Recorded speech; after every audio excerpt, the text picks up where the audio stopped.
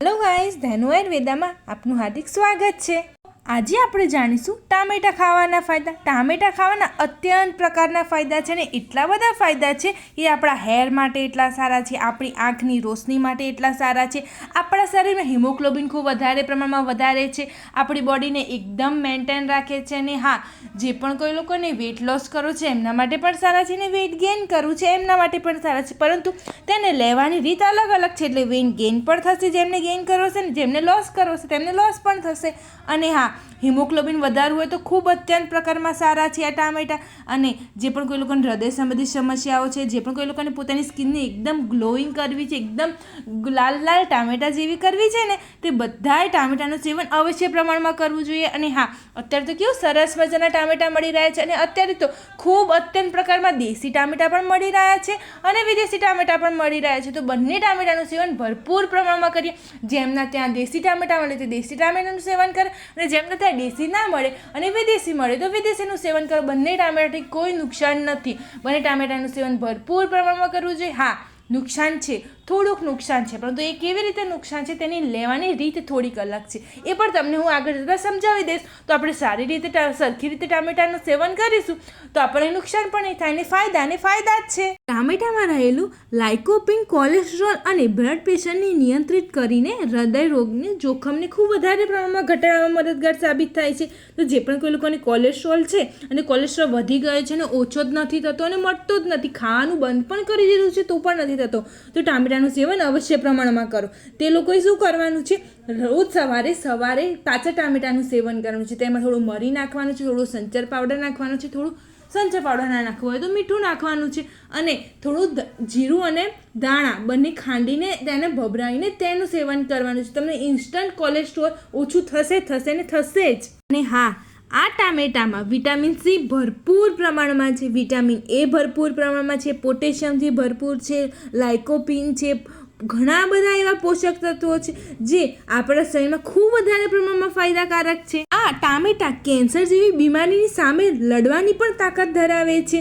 નિયમિત રીતે જો ટામેટાનું સેવન કરવામાં આવે તો તે પેટનું કેન્સર, ફેફસાનું કેન્સર જેવી વિવિધ કેન્સર હોય તેનું જોખમ ઓછું કરવામાં ખૂબ વધારે પ્રમાણમાં મદદગાર સાબિત થાય છે। હા, તમારું કેન્સર ખૂબ વધારે પ્રમાણમાં વધી ગયું હોય તો તમારે આગળ કોઈ સ્ટેન્ડ લેવાની જરૂર છે। અને હા, તે પાચન શક્તિને ખૂબ વધારે પ્રમાણમાં મજબૂત બનાવે છે અને કબજિયાત જેવી બીમારી જળમૂળમાંથી મટાડી દે છે। પરંતુ ટામેટાં શું છે, તેને રેગ્યુલર સેવન કરવું જોઈએ। રેગ્યુલર સેવન કરશું તમારી સ્કિન એકદમ ટામેટા જેવી લાલ લાલ થઈ જવાની છે, એકદમ ગ્લોઈંગ સ્કિન થવાની છે, અને પાચન તંત્રને તો એકદમ મજબૂત બનાવશે, અને પાચન તંત્રને એટલું બધું મજબૂત બનાવશે કે લોંગ સમય સુધી તમારા પાચન તંત્રને તમે ટામેટાં પછી નહીં ખાઓ ને એટલી બધી માત્રામાં તો પણ કશું પ્રોબ્લેમ નથી થવાની। અને ટામેટાં જ એક એવા છે કે તેનું સેવન તમે રેગ્યુલર ખૂબ વધારે પ્રમાણમાં પણ કરી લો ને તો તમારા પેટમાં કોઈ તકલીફ ઊભી નથી થવાની, તેનાથી કોઈ નુકસાન નથી થવાના।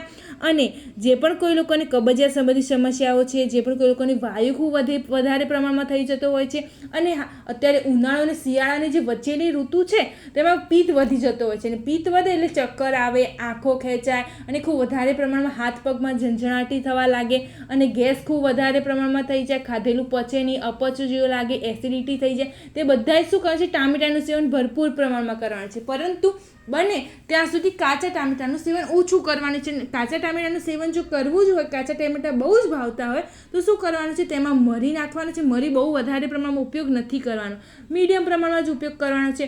મરી લેવાના છે થોડાક જ, તેમાં સંચર પાવડર કે મીઠું પાવડર નાખવાનો છે, અને તેમાં જીરું અને ધાણા બંનેને વાટીને જે તેનો પાવડર છે તે પાવડર નાખીને તમે તે કાચા ટામેટાનું સેવન અવશ્ય પ્રમાણમાં કરી શકો છો, અને તે કાચા ટામેટાં તમને નુકસાન નહીં કરે। પરંતુ જો તમે મીઠું, સંચર, મરી કે પછી જીરું પાવડર, ધાણા પાવડર નાખીને સેવન નહીં કરો અને એકલા ટામેટાનું સેવન કરશો તો તમને ફાયદા કરતાં નુકસાન થવાની ચાન્સીસ ખૂબ વધારે પ્રમાણમાં વધી જશે।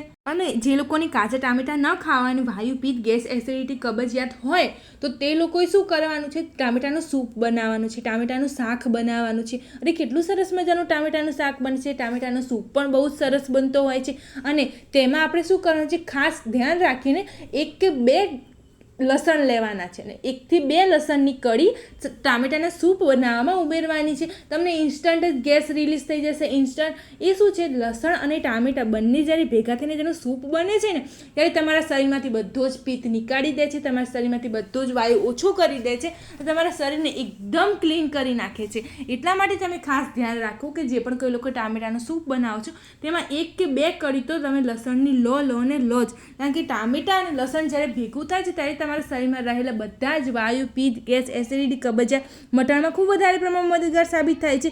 ટામેટામાં રહેલું જે લાઇકોપીન છે અને પોટેશિયમ છે એ ખરાબ કોલેસ્ટ્રોલને બહાર નીકાળશે.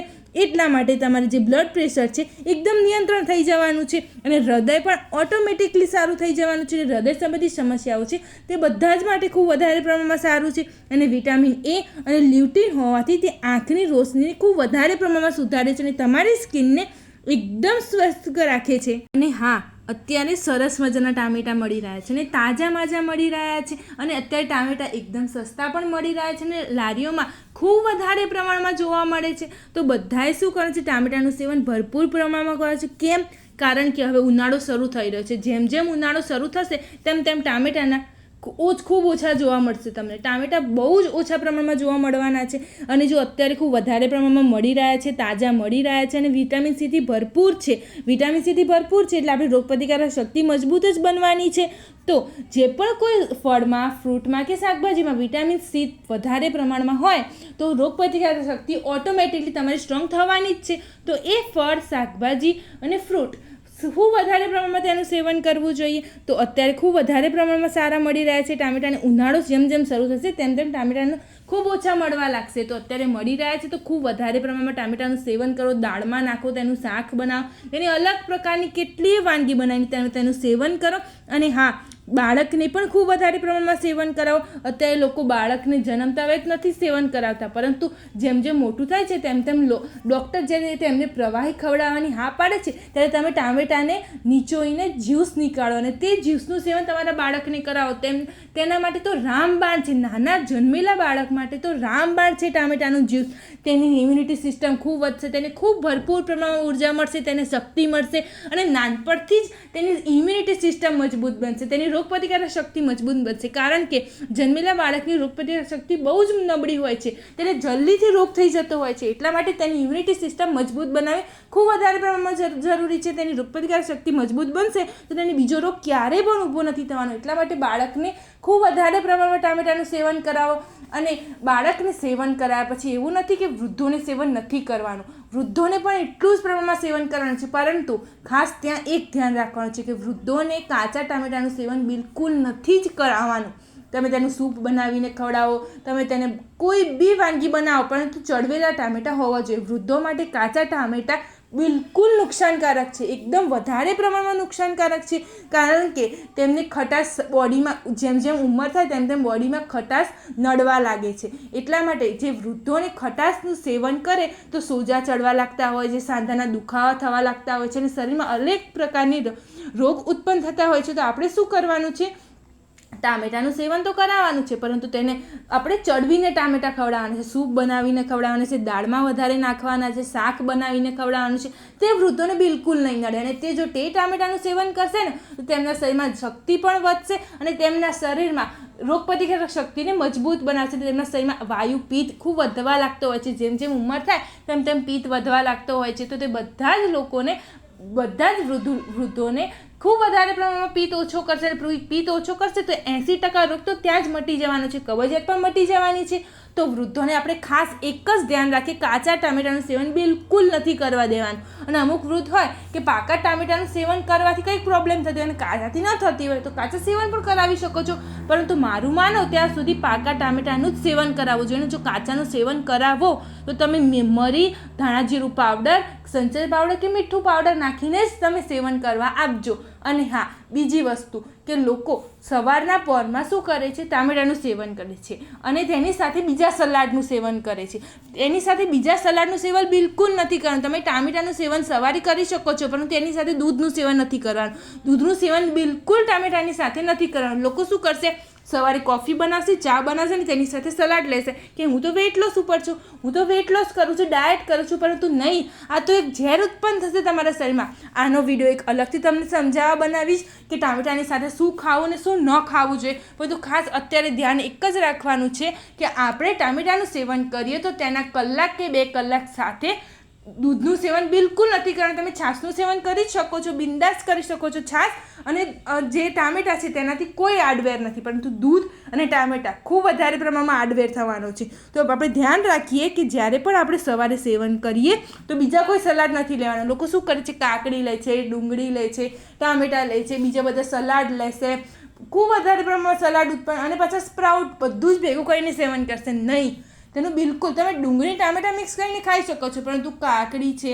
પછી બીજા બધા સલાડ છે, એ સવારે તમારા પેટને ખૂબ ભાર આપે છે, તમારા પેટમાં ખૂબ ભારે છે. તો સવારે ઉઠતા વેત તમે ટામેટાનું, ડુંગળીનું, પછી તમે કોઈ સ્પ્રાઉટનું એક અલગ જ મિશ્રણ કરીને ખાઈ શકો છો. તેના માટે કોઈ સાઈડ ઇફેક્ટ નથી રહી. તો ખૂબ સારા છે. તમે જો સોલે ચણા હોય કે પછી સાદા ચણા હોય, દેશી ચણા હોય અને તેમાં ડુંગળીને ટામેટું નાખીને તેમાં લીંબુ નીચોઈને તમે મરચું, મીઠું, ધાણા જીરું પાવડર નાખીને જો સેવન કરશો ને તો તમારા બોડીમાં આખો દિવસ ભરપૂર પ્રમાણમાં એનર્જી રહેવાની છે. અને જો તમે રેગ્યુલર 1 મંથ આવું સેવન કરશો ને, અલગ અલગ સ્પ્રાઉટ બનાવીશ, મગના બનાવો, કોઈક દિવસ અલગ અલગ બનાવો, તો તમારા બોડીમાં એક અલગ જ રોગ પ્રતિકારક શક્તિ ઉત્પન્ન થવાની છે, જે તમારા કોઈ બી રોગને તમારા શરીરમાં બિલકુલ નહીં આવવા દે. તો તમારે ખૂબ એ ખાસ ધ્યાન રાખવાનું છે કે તમારે સવારે સલાડનું સેવન કરી શકો છો. તેમાં તમે ડુંગળી, ટામેટું, કોઈ સ્પ્રાઉટ્સ તમે ગમે રીતે સેવન કરો, પરંતુ બીજા કોઈ કાકડી કે બીજા કોઈ પણ પ્રકારના સલાડ સવારે નથી સેવન કરવાના.